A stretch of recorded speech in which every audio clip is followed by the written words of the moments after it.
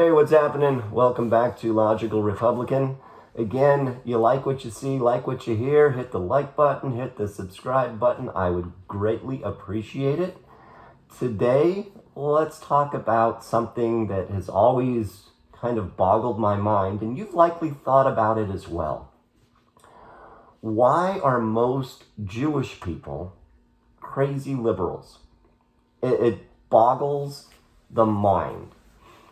You would think that just based on everything, they check all the boxes for being, I don't know what the right word would be, conservative, because they are conservative, Republican, I don't know if right wing would be the answer, because most Jewish people live in urban settings where, having a shotgun or a tractor or something like that wouldn't be useful or part of their actual mindset. But anyways, it's just always kind of boggled the mind why Jewish people are by and large liberal. So a number of years ago, this guy I was acquainted with when I was younger was running for office in a large West Coast metropolitan city. So I knew him, again, I knew of this guy, and he came from the outside anyways, a very traditional family, right? Hardworking parents, a nuclear family, right? They both lived together. He had siblings. They owned their own home, of course, right? He was a good student. He went to an elite public high school, got good grades, and went to a school in the University of California system, which is and was and always has been pretty hard to get into, right? You need good grades, you need a good SAT score, you need to check a lot of boxes, and there are typically not a shortage of Jewish students in the UC system. So the way that it's stacked, you really have to be better than a lot of other people who there maybe aren't as many of there.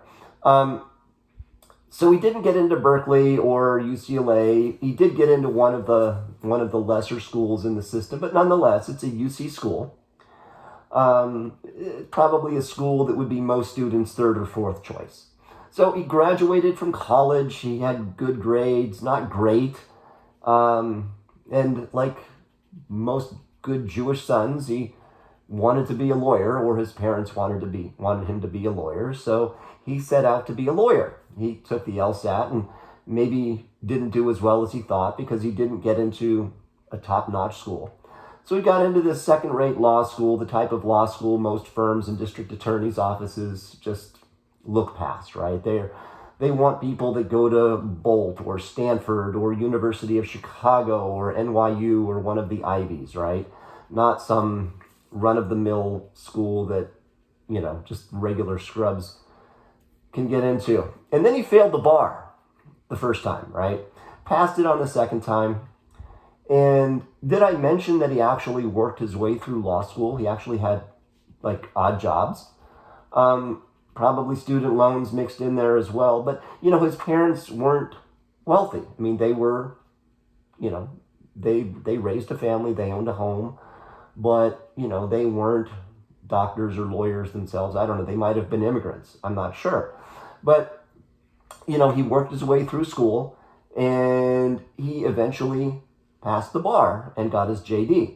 So he got a job as an attorney at some third-rate law firm and, was making a name for himself. And he eventually decided, you know what, I'm going to run for city council because I don't like the way things are going on here. And I'm ambitious. So he ran for city council, and while he was drumming up local Jewish community support, because he has a Jewish last name, some woman pulled him aside and told him that there was a problem.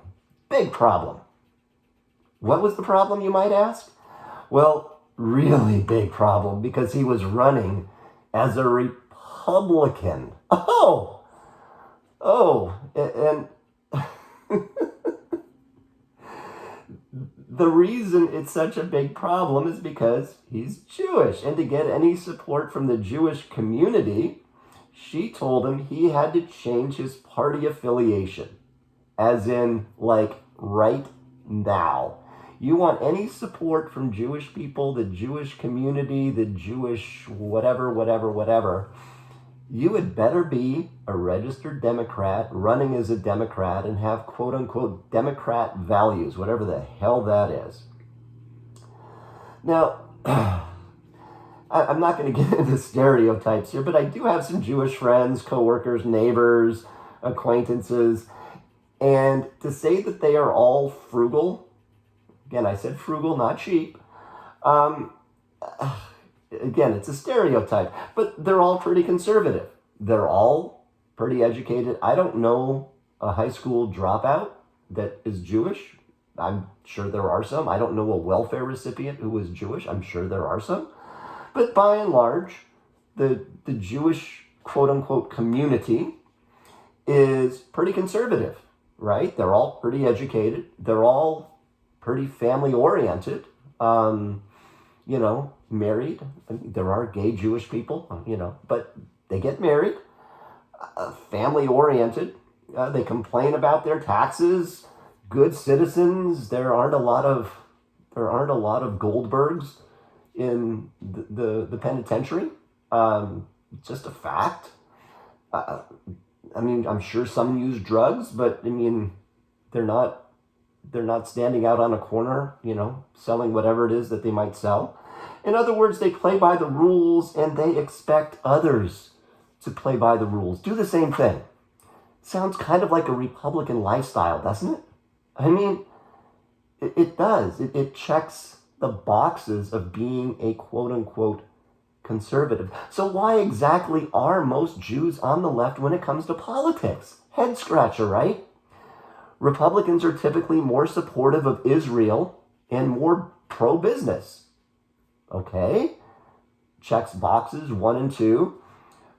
Republicans are against illegal immigration and the ongoing handouts to able-bodied adults, welfare or whatever you want to call it. Checks 2 more boxes. Yet Jewish voters support the politicians that want to raise taxes to pay for illegal immigrants' health care and welfare for people who choose not to work. They're able to work, they choose not to. And support of countries that are sworn enemies of Israel. Hello, a barge filled with cash going to Iran. They're smart, educated people. Don't they understand that this is going on? It's the Democrats who stood in near solidarity with Hamas after their attack on Israel. It was. Go look it up. It's not a right-wing bashing like Sandra Bernhardt said on the Bill Maher show of the right-wing hating Jews or being anti-Semitic. Bill Maher, as much as I'm starting to agree with him more and more, pointed out, no, it's not. It's the left-wing liberal colleges that are starting this whole thing, and it's the right-wing or the Republicans that are actually pro-Israel and starting to fight back, but the press does not cover that, right? But where was Bernie Sanders or Rahm Emanuel standing up calling out the squad members that were basically not even acknowledging that Hamas started the whole thing? Where was AOC? Oh, AOC said there's bad people on both sides. I remember when another politician said that. They were nowhere to be seen. Instead, it was the Republican leadership who had and they've always had the Jewish community's back, right? It was Trump who had Israel's back, right? It was Trump who helped get, things right in Israel when the previous regime was kind of supporting the terrorists that wanted to tear it down.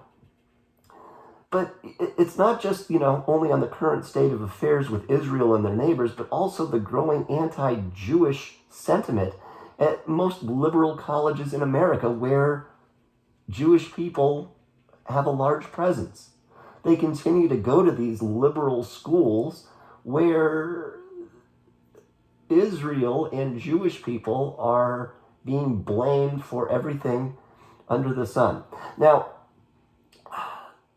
Joe Biden has been somewhat supportive of Israel's right to defend themselves, to his credit, but I'm sure it's more political pressure and donation pressure than anything else. But his level of support is likely minuscule compared to what a Trump administration would be showing at this moment. Trump has stated he's behind Israel 100%. But again, back to the question, why are Jewish people, or Jewish voters, I should say, mostly liberal? Makes no sense, really. They don't believe in killing unborn babies or an unchecked border. They believe in hard work and being self-sufficient, opposed to being on a monthly recipient of a government check while sitting on a couch watching Netflix. So the party of AOC and her squad, the party of Joe Biden and the 7 million illegal immigrants that have come across the border since he took office, they're supporting all of this, directly or indirectly. The party of student loan forgiveness, okay? Screw all the people that worked hard, screw all the parents, the Jewish parents that saved their nickels and dimes to pay for their kids' college education. Screw that, because we're gonna forgive your loan.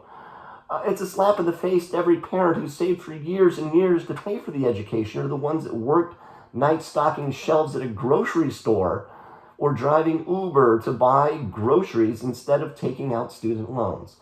Anyways, maybe you can explain it to me. Like I said, I'm still sitting here scratching my head as to why most Jewish voters vote Democrat.